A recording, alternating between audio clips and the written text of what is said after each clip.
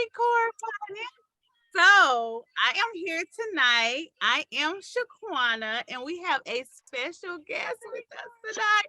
I'm so excited. Thanks, Mom. We have Debbie is with us tonight, y'all. Debbie Boyati. She is a true Black Girl Book Club podcast fan. Hello. Been rocking with us, and she is the one who suggested that we read Sinfully Love tonight, y'all. So y'all welcome Debbie to the Hey, Patrice. podcast. She said, "Hey, Patrice." Okay, so I'm Shequana, and Hey, LaCorey. She's watching. Are out tonight, and we are your hosts. But they got their eyes on us.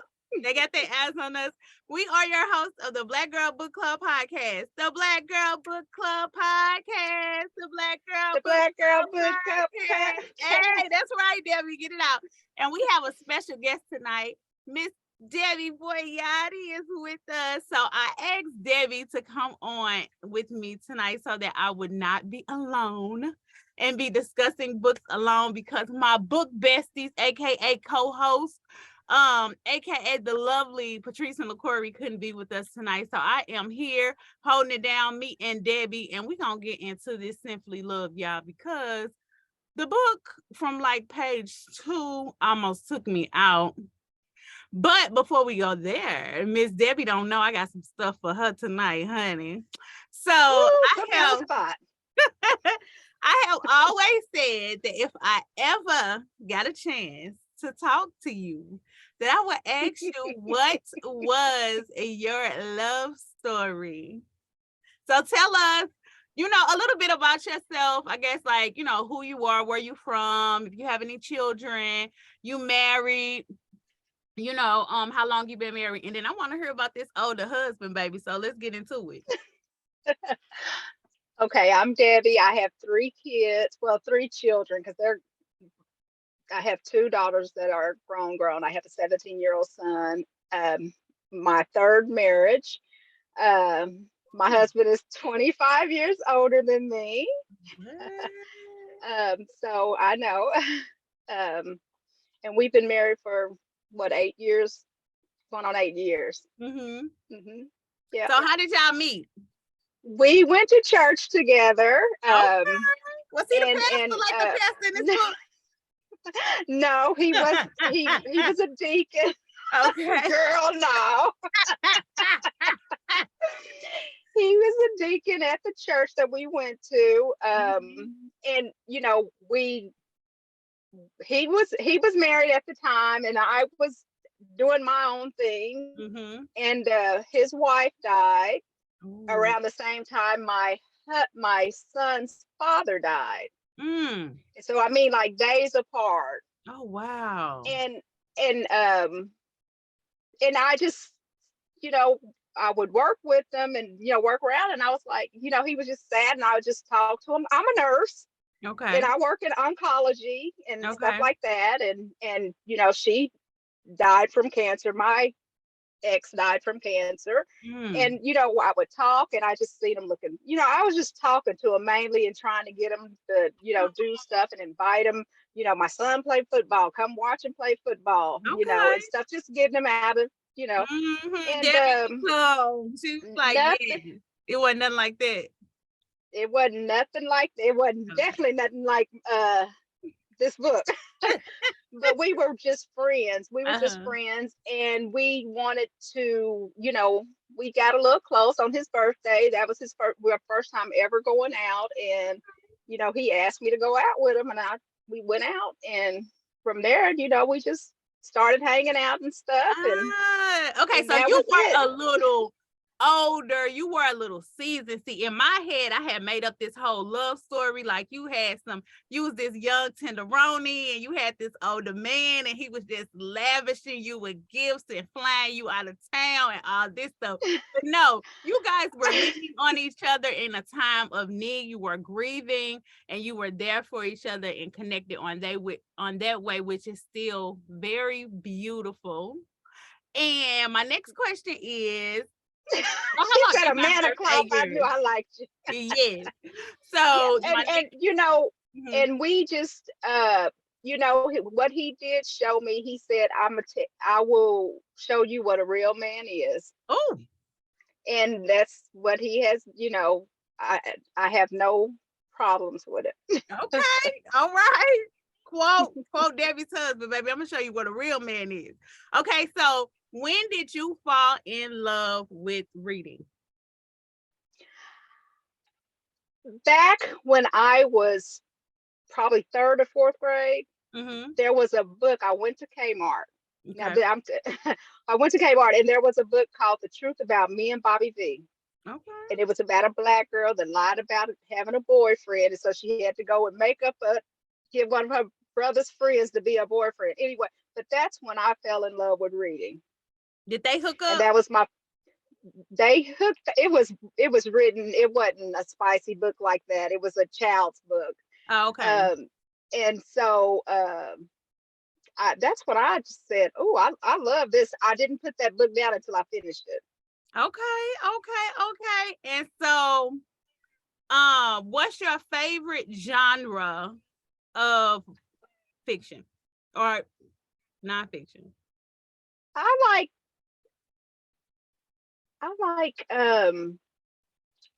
urban romance. Okay, so you like that hood stuff? Do a little let's see, historical fiction. I kind of like that. Okay. I love a little bit of erotica.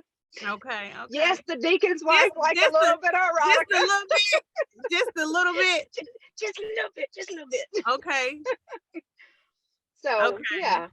All right, so we finna get into this Sinfully Loved. I just wanted us to know a little bit more about Debbie, but I want Debbie to know that we appreciate her. We appreciate you be on her every week almost. You chime in. I missed 1 week. You chime in, talk, and I just wanted you to come on here and talk with me and talk to me about this book. So Debbie suggested this book, okay, y'all, that had me ready to put the book up after the first chapter. So let's get into this. So the book starts off with poor little Lavender talking about her and her man. But guess what? She only 13 years old. Talking about her and her boo. So the story is about Lavender for the most part. It starts off with her talking about this guy that she's dating at 13 years old who turns out to be her uncle-in-law. Were they married yet at this time, Debbie? They weren't married. They weren't married. When he first came around, she was 8 years old when he first came around. Right. Okay. So little Lavender, the boy that the man that she's talking about is her aunt's boyfriend, who is 28 years old. Right? I got the age right. So yes. He's 28 and she is 13. I couldn't go no more, even with just that part. But then the little baby goes so far as to describe how they met and how he started to fondle her and mess with her when she was 8 years old, when she was a baby. So I'm like ready to run, skedaddle after this. I'm like, I ain't doing all this. This is too deep for me. But what you gonna say, Debbie? She went to her grandmother, Betty Love, and told her that she wasn't comfortable around him because, and her grandmother put it off and said, oh, he just loves you. He just loves you, because she knew something wasn't right. He'd love her, hug her a little bit longer than others and stuff like that. And so she knew something wasn't right and went and told the grandmama, and the grandmama talking about he just loved you. No, she should have been double checking on that and making sure the little nasty Gary over here wasn't messing with the baby, which is what he was doing. So he started raping her, is what they called it in the book. I would say molesting when she was 8 years old. And then at the age of 13, she becomes pregnant by this grown man. But he then marries his wife then, Francine. Francine. So did he marry her because the little baby got pregnant, or how did it didn't really come out, I don't believe, but he did marry Francine. I think he married her to keep her quiet. Okay, right. So that's what I'm trying to get at. Okay. So now the little baby is pregnant by him. She started telling right away, like, this my baby daddy right here. They tried to blame it on her guy. She had a guy who was a best friend, Joseph, right? Yes. He had a guy that was a best friend. Her grandmother tried to blame it on the best friend, but she's telling them, no, this is Gary's baby. And they didn't believe her, or they believed her. I think they knew. They knew. They drove her from the clinic over to Joseph's house and told his parents. Wasn't that a mess? Could you imagine somebody coming to your house telling you your baby didn't father the child that he didn't father? Joseph wasn't even having sex at the time. Because they was little babies. They was 13 years old. Debbie is looking at the comments, y'all. So if y'all comments, I am looking at the comments. She's trying to make sure that the comments is straight. So at this point, I'm like, ready to cry because I feel really bad for her, because not only is this man molesting her, but her family ain't even got her back. The only people that she has, her mother was killed in like a drive-by shooting, trying to be involved in community or whatever. So her mother is killed. She doesn't have her mother. The only people that she has is her grandmother and her aunt. And both of them have turned their backs on her because of this man who's hurting her.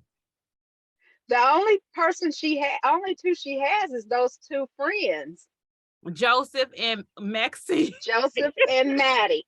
Maddie was something else towards the end. She was. Maddie turned out to be a mess, okay? So a hot mess. They send her to a pregnant school where all the pregnant girls go. So like this pregnant home. So that's where she goes. She gets counseling, because in the beginning of the book, she's talking like Gary is like her boyfriend. Like her man. Yeah, right. they're together. Okay. So when she goes to the pregnant school and she get counseling, the counselor tells her, no, this is not your boyfriend. This man has been raping and molesting you, and he had no business doing that. Right. And so the community gets wind that Gary is the baby's daddy. I know Joseph's mama was like, hallelujah. I mean, I know she was sad for little Lavender over here, but I know she was glad that wasn't her son, baby. So the community gets wind that he's been molesting this little baby, and him and Francine the baby come out looking just like him.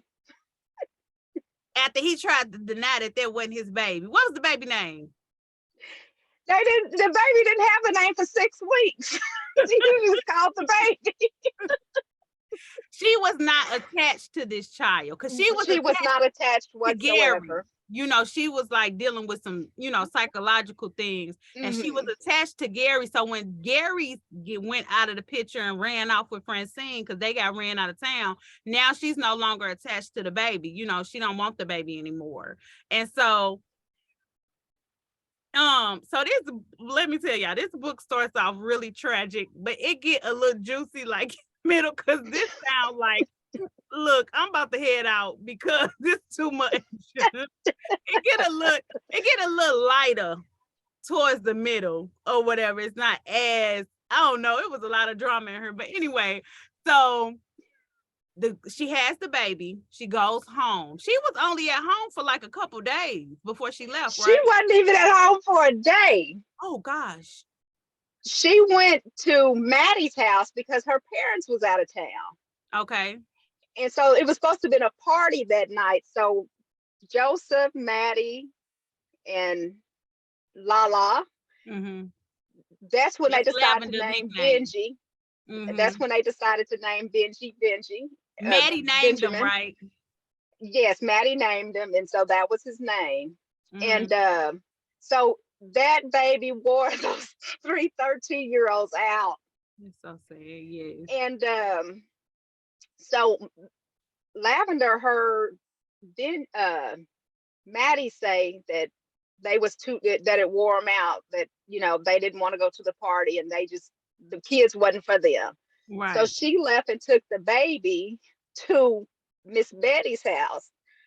She took a picture out of took a picture of her and him out and wrote her name on the back and him. That way they'll know who the gift was from. She left the baby on the front porch, knocked on the door, and ran around the side of the house and waited until Miss Betty opened the door. And she knew that the baby was Lavender's. And so from there, I knew Lala was something else because what she said was, you put me in this position because you didn't check that man when I told you to check that man. And now I ended up with this baby. So guess what? You finna take care of this baby since you didn't do what you was supposed to do back then. So now you finna do what you have to do now. And so I knew she was something else then. So then she hooked up. What was the man name? Leroy. What was that man name? Girl, Leon. Leon. Leon. So she ended up with Leon. She ran away. She left her baby on her grandma's front porch. She ran away, ended up with Leon. Leon is an abuser. So she's 13 at this point. No, you have to tell it. Okay. She went to a truck stop. She went to a truck stop and met Leon. She asked him where he was going. He said, I'm going to take a load out to Las Vegas. You're right. And so she says that he told her that she can ride with him. So she went out to Las Vegas with that load. Do y'all know what that load was? Tell them, Debbie. A load of hoes. Oh! He had prostitutes. He had prostitutes. Oh, yes, God. He took her out to Las Vegas, but he treated her like his little sister. Mm-hmm. So she was with him from 13 to 16. On her 16th birthday, he cut her loose with what, 2 or 3 of them. It was 2 men.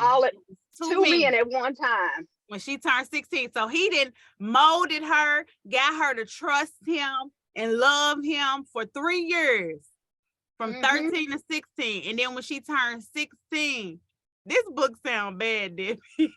I was reading it, it was bad, but talking about it, it's real bad. Yeah. So she was with Leon till she was 16. Well, no, she's still with him after 16. So when she turned 16 is when he started pimping her out, basically. So she's had this traumatic experience all her life, basically, from the time from when her mother died, pretty much, till this point. She's just been dealing with these horrible people and these horrible men. And one thing that someone said in the comments when I posted the schedule for this week was like, she had nobody to protect her. Like, there were no adults. She had nobody, no adults whatsoever. Her. And this happens in real life. Like, this happened. There are kids out there who deal with this for real. The first chapter, the epilogue, that happens every day. It does. Right. There is abuse every day where someone is getting preyed on. Mm-hmm. And so, within a household, you know, it's things that happen in real life. Sadly, and like, I mean, even like with that, because they were leaving her because Francine and Gary lived with the grandmother, which meant they lived with Lala, aka, you know, Lavender, and they would leave her there with him. And they never, it's like families keep secrets. Right. Ooh. They keep secrets, and that is hard. That's the hard part about it, because it does happen, and it happens in a lot of families. People just don't come out and say it. It does happen. Right. So she turned 16. Now she getting pimped out, and Leon is beating her up. She getting pimped out. I do so agree. All adults did fail her. Right. So then fast forward 15 years later, right? 15 years later, Leon, how she gets away from Las Vegas is Leon goes to jail. Mm-hmm. Now, mind you, Leon had money that only Lala knew where it was. He went, even his wife didn't know where it was. She went and dug it up. He was married. Dang, I missed that part. He was married. she went and got that money. I think, was it $70,000 or something like that? And she gave the girls their cut of it, and then she kept some. I can't remember how much she kept. I Maybe want to say 50,000 or something. Mm-hmm. I want to say 50,000 too. So she kept it. She moved down to Key West. Mm-hmm. That was in Florida, right? And this is in Florida, and this is where the good pastor come in. So y'all see what Lavender's like is like before she meets the pastor. Okay, so in walks this pastor. He got some stuff with him too, because when he started talking, he talking about how he used to have cocaine. And he's going over the serenity prayer. Right. Looking at the cocaine. I'm like, these people is jacked up in this book. So the pastor is talking about how he used to have a cocaine problem and how his dad, who is also he's a minister. He's not a pastor. He's a minister. His dad is the pastor minister of the church. And the pastor is his father is the pastor of the church that her grandmother went to. Right, so they're connected in that way. Her grandmother has always gone to this church, but she's a mother of the church. She's the mother of the church. Okay, yep, she is mother love. That's what they call her. And so but he wasn't really intertwined with the church because he was in college and he was doing cocaine, and so he wasn't well known. In college and doing cocaine. That's what he said. That's how he got the cocaine in college, and that's when he was doing cocaine. So he wasn't really in the church, so he wasn't really well known. So Lala wouldn't have really known him back then, right? Correct.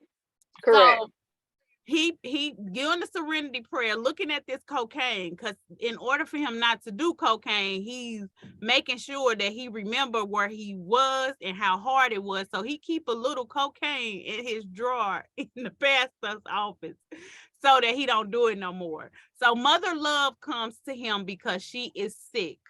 Okay, it's been 15 years. She was already old back in the day. Now she's real old. So she came to him. She's like, I need you to find my granddaughter. And he's like, how am I supposed to find your granddaughter? She was like, because they don't know what happened to her. They're thinking that she died because she just left the baby on the porch and left. So they don't know if she's alive and well or dead or what. So she comes to him. She was like, I don't know what happened to her. She disappeared 15 years ago. I need you to find her. And she's not on Facebook. She's not on no social media. She don't have a driver's license. She like disappeared off the face of the earth. And all I have a question about that, because in the book it mentions that somebody was on social media 15 years prior. That was Maddie said that she looked for her on social media and never found her. Was social media open back then? I don't know. Yes, it was. Because 15 years ago, you remember Black Planet and all that stuff? Okay. Yes. I was like, girl, wasn't no social media back then. Yes, I had to think, okay. So, okay, fast forward. Mother Love asked him to go look for her. What were your thoughts on that? Do you think he should have took on the task? Because he was saying no. He said that he couldn't find her. It was nothing but God, and she told him, no, my Lavender is still alive. And basically God told me, you're the one who's gonna bring her back.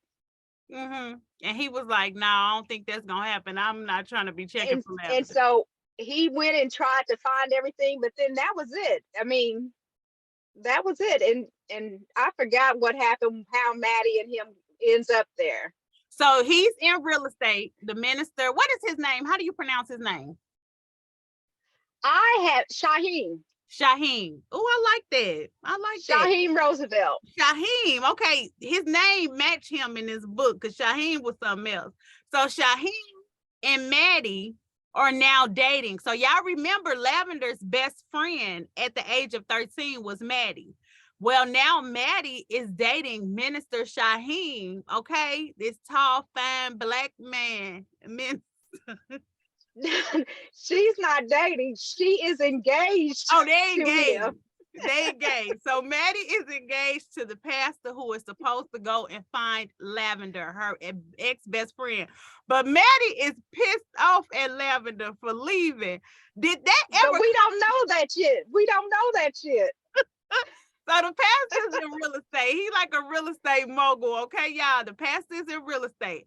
So he is going to Key West, unbeknownst to him, where Lavender is, to look at some property, some real estate. So he goes to Key West, and Maddie ends up going. How did she end up going with him? She said she wanted to go, or did he invite her? He invites her because he never puts business with pleasure. So he's inviting her to shut her up. Okay, because she be wanting to go, but he don't be letting her go. So he letting her go this time. So Maddie is going with him. He's not going to find Lavender. He's going to do real estate. So he thinks, right? But God got other plans for him. Right. So he gets there. he gets there and he meets with the Caucasian tycoon, real estate tycoon. Unbeknownst, that's Lavender's plaything. Sugar daddy. I'm gonna say sugar daddy. That's Lavender's sugar daddy. So Maddie is promiscuous. She is still prostituting. I was going to say hoeing. Not Maddie. I mean, not Maddie. Lavender is promiscuous. She's still hoeing. She is a freaking snorkeler. What does she do? She's a dive instructor. A dive instructor. Now that's just on a whole totally. I don't know where Arthur Denisha. Who wrote this? Xavier. Bianca, and I tried to get a hold of her to get on here. I don't know where Bianca came up with this diver thing, but I'm like, how did she go from prostituting to be a dive instructor? But anyway, so she's a dive instructor and she's still prostituting, and Charles is her sugar daddy. Okay, so how did he get in touch with Charles? Charles is showing him the property. Right. He's showing him property, and I guess they couldn't find nothing that night. And so Charles invites him to a lounge or what have you. And just so happens that Lavender is on stage singing when he walks in. This ain't the night she had on the red dress, is it? No, this is not the night she had on the red dress. He's walking by and hears her voice, and he goes inside to see who that is singing. And so when he sees her, he's just like, his eyes are out, Mm-hmm. I mean, because he was singing the song that I think he proposed to Maddie. I think he was singing Lavender was singing that song. Lavender was singing, what's her name? Caught Up in the Rapture. What's that? Anita Baker. One of Anita Baker's songs. Mm-hmm. And so he walked by, he heard her voice, and he is just mesmerized by her, y'all. What? Go ahead. Go ahead. I was gonna say, so he's just just odd, and so they're like, give it up for Lavender Love, and he was like, what? This is who I'm looking for. So. I know no, I ain't gonna say that. I was gonna say, I know he wished he wouldn't have never bumped into her, but baby, she gave him the business from the very beginning. From the very beginning. She is the very beginning. As she should be, if you ask me, but she is a mess. She on drugs. She doing X pills, heroin, and weed. Mm-hmm. And she a prostitute. And so she'll take you up to the red room. Baby, if she ain't got no problem letting you know you got to pay to play with me. And if you don't want to pay to play with me, you can go on about your business. So let me tell you. That is exactly what she told him when he approached her a second time. She said, "Oh, I'll be in the red room in a little bit if you want my services." Right. And when he started talking about that grandma, she really started giving him the business, because she was like, that's it. Fuck her. This conversation is over. She even said she didn't care about her son. Nobody. She didn't care about nobody. She didn't want nothing to do with. They were from Mississippi. But let me tell y'all what I thought about Lavender. I felt like she had that hypersexual because she was molested and things like that at such a young age. And that's all she knew. That was like that's compulsive sexual behavior. Because I'm not, because baby, she was gonna get her some sex come hell or high water. She was gonna have sex when her ribs was broke. Yeah. She was gonna get her some sex. And I felt bad for her because I'm just like, dang, this messed up. But yeah, she definitely had that compulsive sexual behavior because that's all she was talking about. And once she started liking that pastor, she was giving it. So she was sending him videos of her vagina and everything. Of her breast, of her sticking that up her and then putting it down her throat. Oh my God.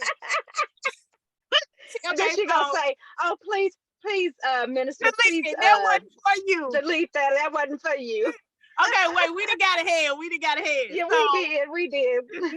So he meets her, he talks to her, he said, your grandmother sent me to find you. She like, fuck my grandmama. She didn't care nothing about me back then. I don't want nothing to do with her now. I got a good life now. Charles is taking care of me. Now, mind you, Charles is married and he got 50 kids. And he is neglecting his family because he's in love with Lavender. And so let me say this to y'all. This is like the second or third prostitute that I have read about that's then got wifed up. So regardless of what you may believe, when they say you can't make a hoe into a housewife, well, you can make a hooker into one. They is wiping these hoes up left and right in these books. They is wiping them up. Everybody want Lavender, and she is taking niggas to the red room left and right. Okay, so Pastor Minister Shyheim, he like, all right, forget you then because you're not trying to fool with me. You don't want to go back to Mississippi, so I'm cool or whatever. But he's just so drawn to her, even though she cursing him out every chance she get. I mean, like literally cursing him out. Fuck you and your mom and all that. But he's so drawn to her, he just can't leave her alone. Okay, the crackhead prostitute. No, she says it takes. He said, "How would I see you in the red room?" Basically, and she says, it's gonna take 5 G's for everything. Oh! So he hands her, he hands her the money. She snatched all of it. He said that was $7,000. She said that included the tip. So she was getting paid. She was a paid hoe, baby. She wasn't charging $150. She ain't need no $40. She needed $5,000 to lay with her. So he paid her that one time. Did he go to the red room with her? And he was trying to went to the red room, but she started talking about the grandma, and she was like, "Hey, this is over with." I think that's when she even told him, "You know what? Fuck you too." She didn't want to talk about their grandma. She was like, either you coming, you want to play, or you doing your thing out there. So he ended up leaving. He didn't really get nothing accomplished. All the while, Maddie is with him. He didn't just left Maddie in the wind.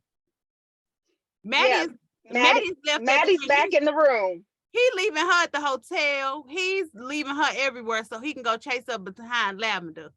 Now, first it was about the grandma, but I don't think it's about the grandma no more at this time. He wants her. And that's what made me start looking at the pastor different, because I'm like, Pastor, he is lusting after this woman. He wanted her.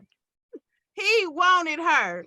So he's still trying to get her back home. So how he gets her back home is... Oh, now you're going to have to back up. Okay, go ahead. What I missed? Maddie hungry and she wants some chicken wings. Oh my God. She done went on Yelp. Okay, go ahead and tell the story then. So Maddie gets on Yelp and wants these chicken wings. And so she goes into this place to get some chicken wings, the best chicken wings in Key West. Mm-hmm. So unbeknownst to Lala, Maddie's there. Lala's walking in. And she hears someone talking on the phone about her upcoming wedding and stuff. somebody that works there sees Lala and says, do you still want your regular? And she was like, yes. And so they turn around and they see each other and they both say Maddie, Lala at the same time. So Lala goes to hug Maddie, and Maddie pushes her off and starts talking shit to her. And so Lala was like, you don't want to do this here in front of all these people. And so she was like, fuck you, and I couldn't, when I first read this, I was like, why is she so mad at her best friend? The same thing. I was like, oh my gosh, at least give her time and then let it sink in. But as the book goes on, it tells why she's so upset. Why she mad anyway, at her? She's mad at her because she had like PTSD from her leaving. Basically, she missed her. She went and searched for her every day. She even went and took care of Benji also, and she thought that her words saying is what drove her away. And so she had a really bad complex about that. And she even talked to her boyfriend about it at that time, DP about it. And so and I couldn't understand. I was like, why is she so upset? But then the book did tell you why. It's because she left and never ever thought about them, and it left her torn. She had mental issues behind her doing that.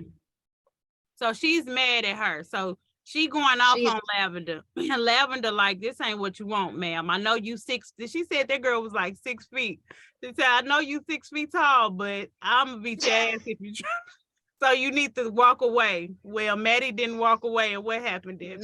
Maddie didn't walk away. Maddie ended up pushing her, and Lala fell to the floor, and she got up and she whooped her behind. she whooped her something awful. And somebody got it on camera. She had World Star. She was on World Star. She was on World Star, y'all getting her ass beat. And so whoever was filming said, that's what your ass get for walking up on her or starting the stuff, And anyway, she goes home, goes back to the hotel. She has black eyes and bruised all up and busted lip. And so he's like, Shyheim was like, what's wrong? What happened to you? She said, I got mugged.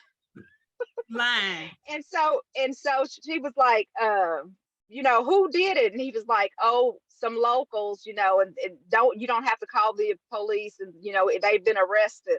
And so Shyheim was like, he wanted to get all up in the Kool-Aid and find out. So he drops her back off, and she says she wants to go back to wherever town they're in, to go back to, was it Mississippi, wasn't it?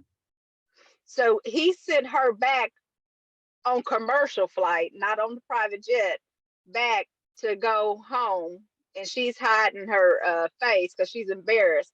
He goes to the police station to find out, who this person is that jumped his fiance. Come to find out, nobody was even arrested. And so he was in the truck talking to Charles, and he was saying, well, my wife got jumped going to get something to eat. And he was like, oh, I know exactly what happened to your fiance. And so Charles pulls out the video of it because it done went viral. Like, oh, World Star. And it shows that shows Maddie getting her ass beat by Lavender. So by Lavender. Maddie doesn't know that Shyheim knows Lavender. And no, he knows that they were friends, but he didn't know because she didn't tell him that she seen him. Right. Seen her. So she lied to him about what happened. So he mad at her now, which I think he got so upset because he was trying to get with little Miss Lavender. So he gonna really throw her under the bus. He pissed at Maddie because he trying to. So he done stayed in Key West, sent the fiance home all beat up, battered and bruised so he can go run after Lavender. Mm-hmm. And so he ended up getting her back home because they ended up kind of having a little chemistry. They had chemistry between each other. So whenever he took scuba diving lessons.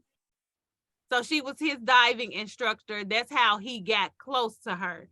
And during that encounter, they kind of, she kind of saw him in a different light. She was like, okay, he cool or whatever. So she kind of gave him a break a little bit. So yeah.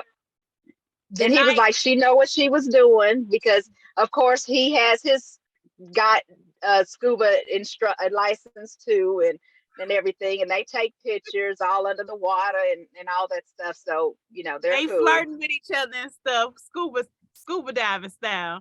So how he get her back to Mississippi, because that's only like the first 3 chapters of the book. We still got that's the first 3 chapters.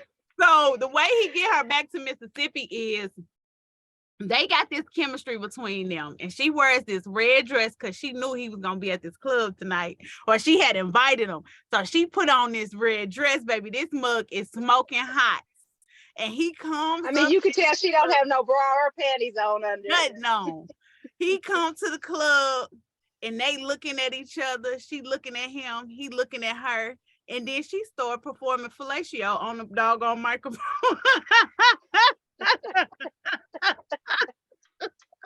Why is she looking at him? It was Janet Jackson, wasn't it? Right. No, she said Jill Scott. Y'all know if y'all seen that video of Jill Scott. Oh yeah. Getting it in with the microphone. She was like, this what she started. Right, that part. So then she started doing that on the microphone. So he looking at her, she looking at him, and Charles looking at both of them like, what the fuck is going on? Charles was like, first she was looking at me, but who got her attention now? So Charles knows something going on. So he end up hitting Lavender in the back when she get off the stage. And here comes Shyheim. Did he hit her? He's right there. No, he knocked her down to the floor. He slapped her so hard she went to the floor. And then when Shyheim came around the corner and said, is everything all right? He quickly went down to try to help her up, but he was like holding her real tight to where she won't say anything. And he was like, I'm not talking to you, I'm talking to her. And he slaps his hand off of her. And he asked her. She fainted. Because she was so scared. Yeah, she was getting ready. When she got up, she was getting ready. And he said, do you want me to take you home? And she fainted. And so next thing you know, she comes to, and she says, she hears something. We're about to, please secure. We're about to hit a pocket of air. A pocket of air. And so we're thinking, oh man, he done kidnapped this chick, He wanted her. So he takes her back to Mississippi. Go ahead. What you gonna say, Debbie? I was gonna say, but what happened in actuality is they go back to the apartment to get her stuff, and Charles is asking him, is he taking her home? It's best for her to leave because of her drug addiction and all this stuff, and he couldn't have her down here. They didn't have treatment plans. But is he taking her home for his own selfish reasons? And so they end up fighting. And before she passes out again, she says, yes, take me home. And so he ends up taking Charles's truck and going to the jet, and then calling Charles to tell him where his truck is. So he got her back in Mississippi. He never did tell Maddie that he brought her with him. So now he kind of lying to Maddie. And he even said himself, he see how people be having side chicks or mistresses, because that's what he felt like, even though he wasn't sleeping with Lavender, even though he wanted to. He said he felt like Lavender was the side chick and Maddie was the wife. Right. So because he's not telling her. So how did she end up finding out she was there? Oh, when they went to dinner. How she found out that they was there is when she went to dinner, but he put her up in one of his rent houses, or house that was up for rent. He puts her there. And so all the time she's thinking that, oh, he's he actually found me. You know, it wasn't like divine intuition or whatever. And so he puts her up in this house, and then he decided then that he wasn't going to tell Maddie that she was here because Maddie didn't tell him that she had seen Lala. Was he wrong?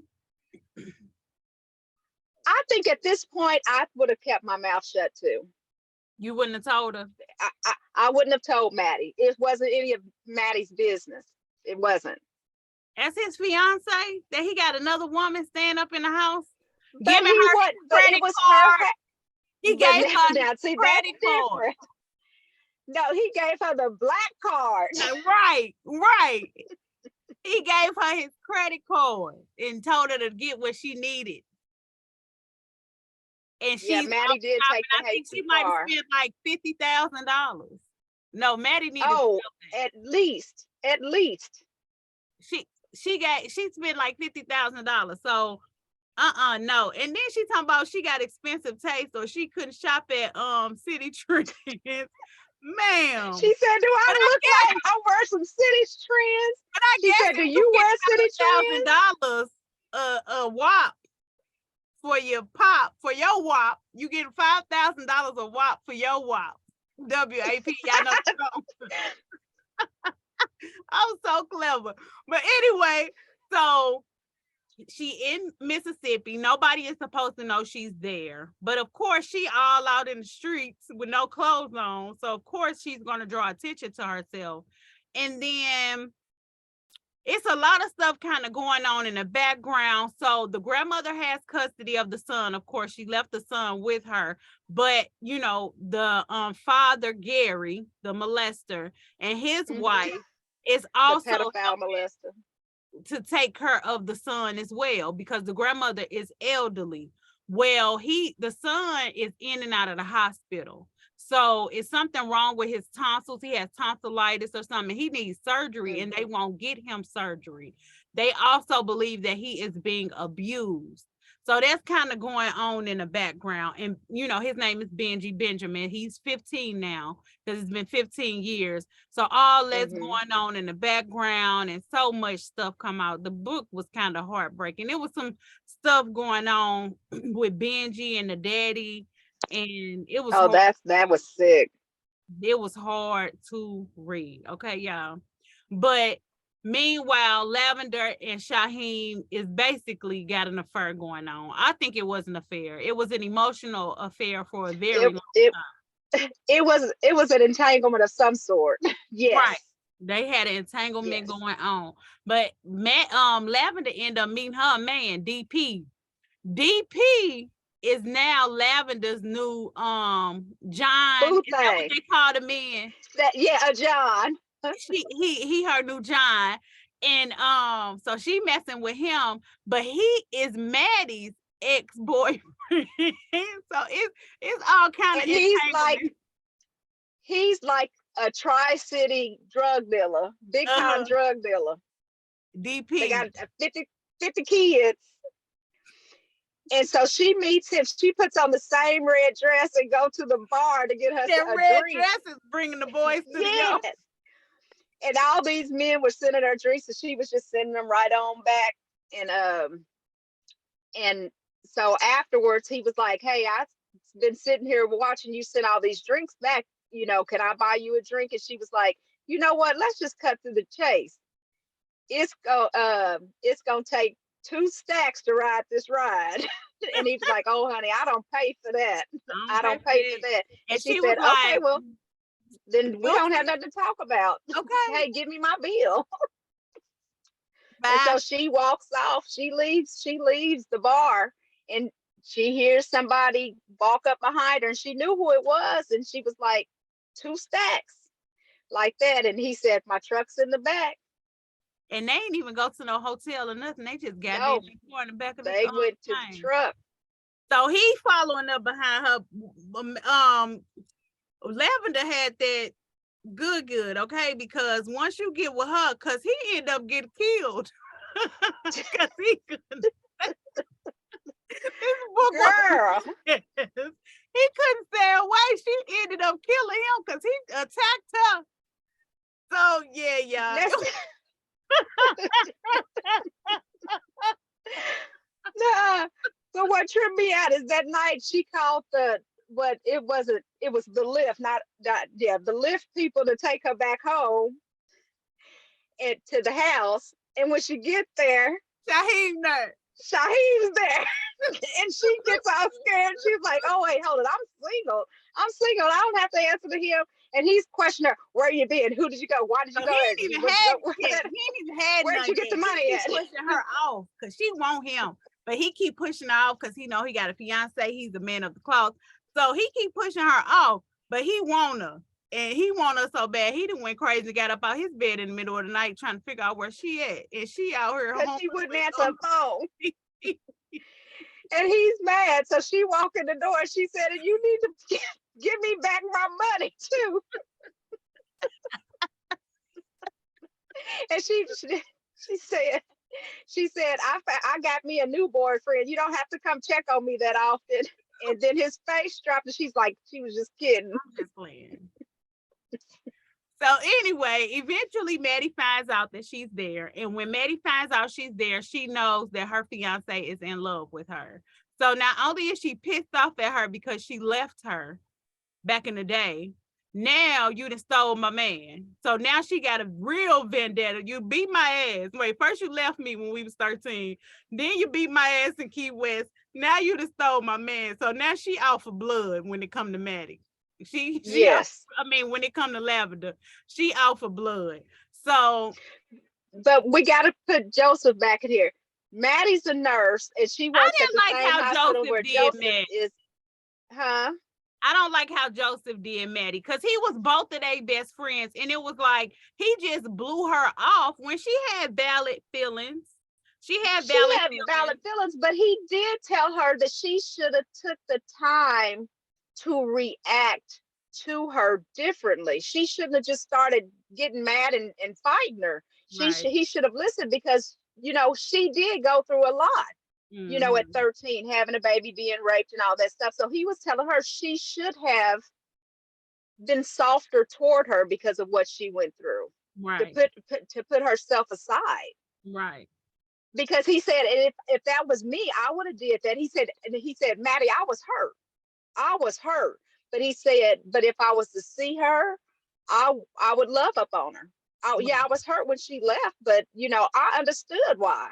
Right. Okay, so we gotta speed this up. It's 8:52. So, oh gosh, yes, girl, it be going down on the podcast, baby. You don't even realize the time be flying like it do, but yes, it goes down. So everybody is in entanglement. Lavender ends up stabbing DP because he done broke her door off the hinges to get to her PUSSY, y'all. Okay, he needed it. And what she does, which is very good thinking, she turns on her camera on her phone and hides it. Right. To take and he so that they know what happened. He brutally rapes her and everything. And so she goes and she had this knife in her desk, I guess in her side table, and she stabbed him in the stomach while he was on top of her. Meanwhile, at the hospital, they're at the hospital because Mother Love is back in the ER because she done fell. And so they hear this ruckus coming in the ER saying, help me. And this guy is all bloody with a knife hanging out. And so immediately Maddie goes in and she finds that it's whatever DP. His name is, DP. And so immediately Shyheim was like, they were together earlier. So he immediately takes off toward Lavender's house. So when he finds Lavender, she's like bloodied up, laying in the floor. 911 she was trying to call 911. So she ends up going to the hospital. They do a rape case and they do all this stuff to her. And when she comes to, he ends up dying. DP ends up dying. And so she was trying to tell them, check my phone. It's on my phone. I recorded it. Because they trying to lock her up. She's going down. She's going to jail. So that she like, check my phone. Well, they checked the phone. It ain't nothing on there. Guess who deleted it? Maddie. Okay, so Maddie is trying to take her down. Maddie said, you ain't getting my man. Your ass is going to jail. We need you out of the equation. So then finally she gets clear because it's not on her phone. Maddie deleted it from her phone, but it was on her computer in the cloud. Y'all thank God for the cloud because the video was on her phone. So she got acquitted of all charges, yada, yada, yada. Maddie's still plotting in the background. So Maddie tries to get pregnant. Well, no, hold on.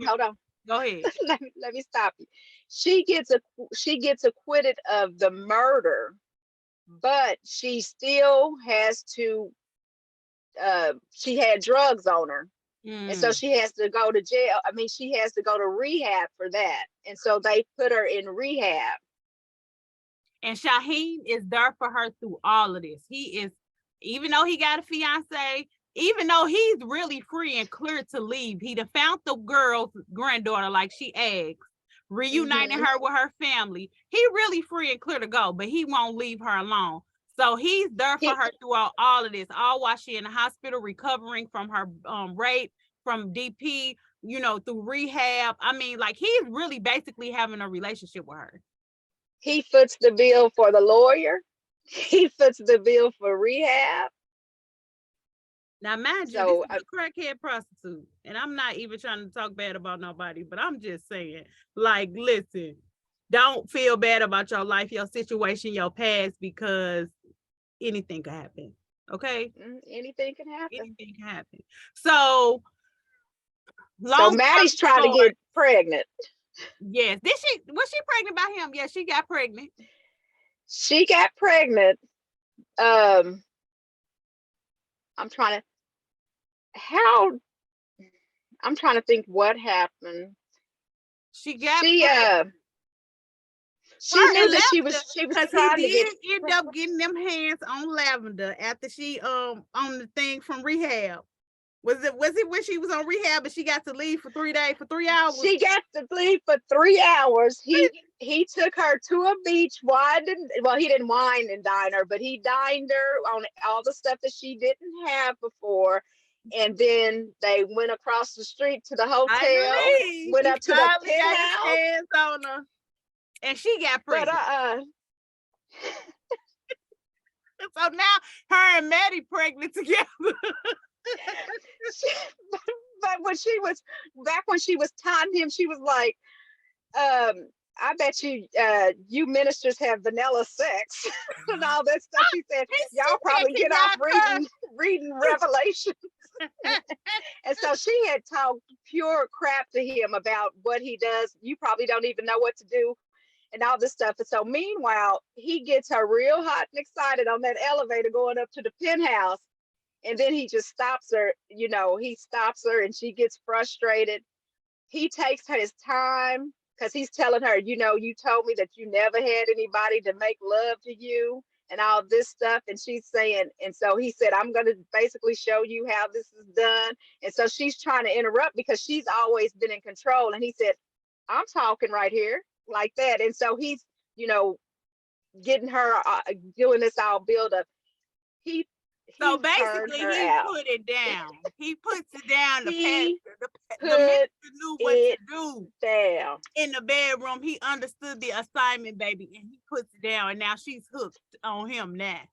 So long story short, Maddie started doing all kinds of crazy stuff to keep her man, which basically made her lose her man, which drew him closer to Lavender. So they fall in love with each other. Gary and Francine finally goes to jail like they should have a long time ago. Gary ends up molesting his son. Disgusting. Okay. So he went to jail for that. And Francine knew about it. So she went to jail too. And so they finally went to jail. Mother Love did pass away. And Shyheim and Lavender live happily ever after. But they did have Ghetto Project twins. Whatever they call themselves. Lavender ends up meeting a friend in rehab. So her family consists of Benji, her son. She went through therapy and, rehab and all that, and was able to get in touch with her feelings and finally love her son.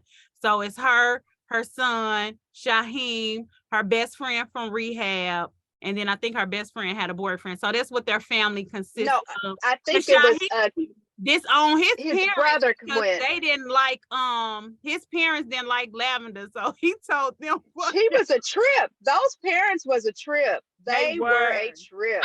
I don't know. They might have been trying to protect their son because they knew that she had a lot of that going on here. Maddie done went and burned his clothes up, done put rats or whatever, gophers or whatever in the duck system.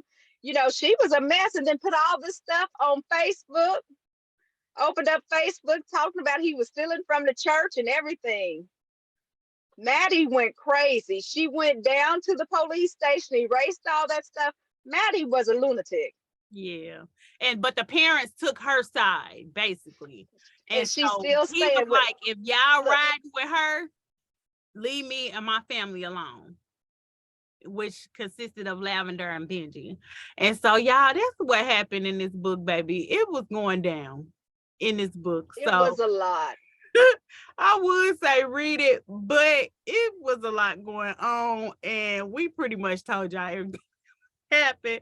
So read it if you really feel compelled to, baby. But we told y'all.